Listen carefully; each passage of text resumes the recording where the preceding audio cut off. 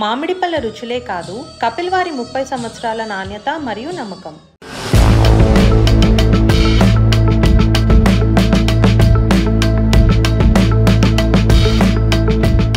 పహల్గామ్లో జరిగిన ఉగ్రదాడి తరువాత భారత్ పాకిస్తాన్ మధ్య ఉద్రిక్తతలు మరోసారి పెరిగాయి. ఈ పరిణామాలతో భారత ప్రభుత్వ రక్షణ వ్యూహాలను మరింత బలోపేతం చేయడానికి నిర్ణయాత్మక చర్యలు తీసుకుంటోంది. ఇందులో భాగంగా ఫ్రాన్స్ తో భారతదేశం భారీ స్థాయిలో రక్షణ ఒప్పందాన్ని చేసుకోబోతోంది.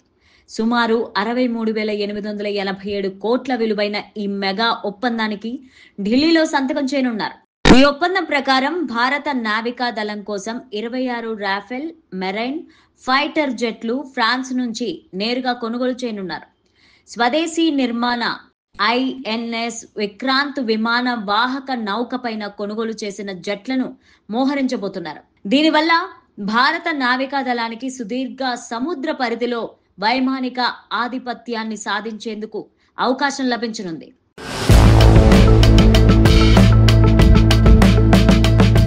ఫ్రెంచ్ రక్షణ మంత్రి సెబాస్టియన్ ఈ ఒప్పందానికి సంబంధించి భారత్ కి రావాల్సి ఉండగా ఆయన పర్యటన రద్దయింది. అయినా ఒప్పందం పైన సంతకం చేయాలని నిర్ణయించిన ఇరు దేశాలు తమ సీనియర్ అధికారుల సమక్షంలో దీనిని న్యూఢిల్లీలో ముందుకు తీసుకెళ్తున్నాయి. ఈ కార్యక్రమానికి భారత రక్షణ మంత్రి, ఫ్రాన్స్ రక్షణ మంత్రి వర్చువల్ గా హాజరు కాబోతున్నారు.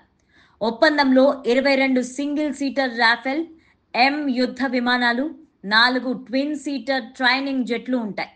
అంతేకాకుండా ఈ ఒప్పందంలో ఆయుధాలు, పైలట్ శిక్షణ కోసం శామ్యులేటర్స్, సిబ్బంది నిర్వహణ, 5 ఏళ్ల పాటు లాజిస్టిక్ మద్దతు ఉంటుంది.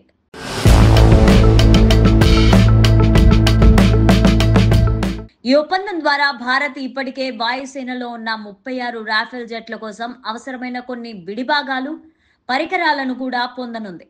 భారత ప్రభుత్వం 2016లో ఈ 36 రాఫెల్ జెట్లను 59,000 కోట్ల విలువతో ఫ్రాన్స్ నుంచి కొనుగోలు చేసింది. ఇప్పుడు సముద్రంలో రాఫెల్ జెట్ల వినియోగం ద్వారా భారత నావికా దళం శక్తిని ప్రపంచ నావికా శక్తులతో సమానంగా నిలిపే దిశగా ఇది ఒక పెద్ద అడుగుగా భావించవచ్చు.